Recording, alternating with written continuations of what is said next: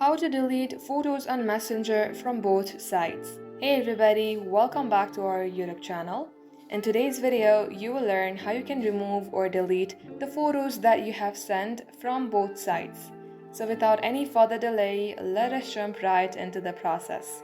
Start by opening up your Messenger application and get logged into your Facebook Messenger account. Tap onto the chat, and in order to delete this photo, long tap onto it, then tap on More option. Here you will see Remove option at the bottom. Tap on Remove, then tap on Unsend.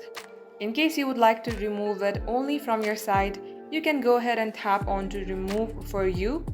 But in today's case, let's go ahead and tap on Unsend. As you do so, this message has been unsent, and just like so, this is how you can remove or unsend photos in Messenger from both sides. Thank you for watching the video till the very end. If it had helped you in any ways, then make sure to like and subscribe.